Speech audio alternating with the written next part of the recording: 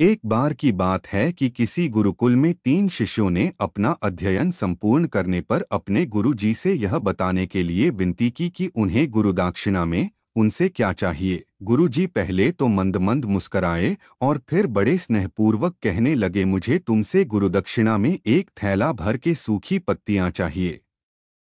ला सकोगे? वे तीनों मन ही मन बहुत प्रसन्न हुए, क्योंकि उन्हें लगा कि वे बड़ी आसानी से अपने गुरुजी की इच्छा पूरी कर सकेंगे। सूखी पत्तियां तो जंगल में सर्वत्र बिखरी ही रहती हैं। वे उत्साहपूर्वक एक ही स्वर में बोले, जी गुरु जी, जैसी आपकी आज्ञा। अब वे तीनों शिष्य चलते चलते एक समीपस्थ जंगल में पहुंच चुके थे, लेकिन यह देखकर कि वहां पर तो सूखी पत्तियां केवल एक मुट्ठी भर ही थीं, उनके आश्चर्य का ठिकाना न रहा। वे सोच में पड़ गए कि आखिर जंगल से कौन सूखी पत्तियां उठाकर ले गया होगा। इतने में ही उन्हें दूर से आता हुआ कोई किसान दिखाई दिया। वे उसके पास पहुंचकर उससे विनम्रतापूर्वक याचना करने लगे कि वह उन्हें केवल एक थैला भर सूखी पत्तियां दे दे। अब उस किसान ने उनसे क्षमा याचना करते हुए उन्हें यह बताया कि वह उनकी मदद नहीं कर सकता, क्योंकि उसने सूखी पत्तियों का ईंधन के रूप में पहले ही उपयोग कर लिया था। अब वे तीनों पास में ही बसे एक गांव की ओर इस आशा से बढ़ने लगे थे कि हो सकता है वहां उस गांव में उनकी कोई सहायता कर सके।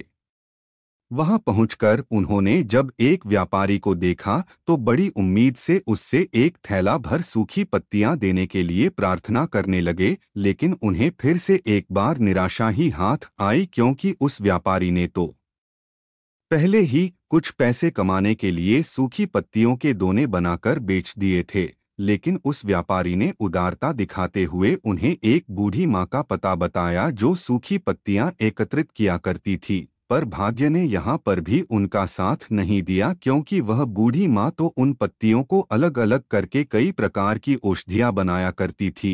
अब निराश होकर वे तीनों खाली हाथ ही गुरुकुल लौट गए। गुरु जी ने उन्हें देखते ही स्नेहपूर्वक पूछा, पुत्रो, ले आए गुरुदक्षिणा? तीनों ने सर झुका लिया। गुरुजी द्वारा दोबारा पूछे जाने पर उनमें से एक शिष्य कहने लगा, गुरुदेव, हम आपकी इच्छा पूरी नहीं कर पाए। हमने सोचा था कि सूखी पत्तियां तो जंगल में सर्वत्र बिखरी ही रहती होंगी, लेकिन बड़े ही आश्चर्य की बात है कि लोग उनका भी कितनी तरह से उपयोग करते हैं। गुरुजी फिर पहले ही की तरह मुस्कराते हुए प्रेमपूर्वक बोले, निराश क्यों होते हो? प्रसन्न हो जाओ, और यही ज्ञान की सूखी पत्तियां भी व्यर्थ नहीं हुआ करती, बल्कि उनके भी अनेक उपयोग हुआ करते हैं। मुझे गुरुदक्षिणा के रूप में दे दो। तीनों शिष्य गुरु जी को प्रणाम करके खुशी खुशी अपने अपने घर की ओर चले गए। वह शिष्य जो गुरु जी की कहानी एकाग्रचित्त होकर सुन रहा था, अचानक बड़े उत्साह से बोला, गुरु जी, अब मुझे अच्छी तरह से ज्ञात हो गया है कि आप क्या कहना चाहते हैं। आपका संकेत वस्तुतः इसी ओर है, न कि जब सर्वत्र सुलभ सूखी पत्तियां भी निरर्थक या बेकार नहीं होती हैं, तो फिर हम कैसे किसी भी वस्तु या व्यक्ति को छोटा और महत्वहीन मानकर उसका तिरस्कार कर सकते हैं। चींटी से लेकर हाथी तक और सुई से लेकर तलवार तक सभी का अपना अपना महत्व होता है।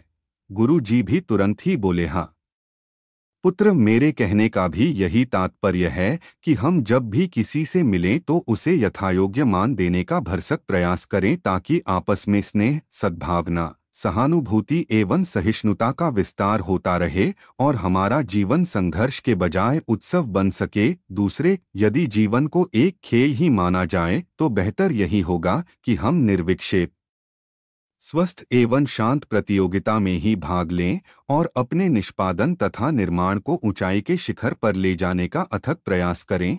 अब शिष्य पूरी तरह से संतुष्ट था। अंततः मैं यही कहना चाहती हूँ कि यदि हम मन, वचन और कर्म, इन तीनों ही स्तरों पर इस कहानी का मूल्यांकन करें तो भी यह कहानी खरी ही उतरेगी। सबके प्रति पूर्वाग्रह से मुक्त मन वाला व्यक्ति अपने वचनों से कभी भी किसी को आहत करने का दुस्साहस नहीं करता, और उसकी यही ऊर्जा उसके पुरुषार्थ के मार्ग की समस्त बाधाओं को हर लेती है। वस्तुतः हमारे जीवन का सबसे बड़ा उत्सव पुरुषार्थ ही होता है, ऐसा विद्वानों का मत है।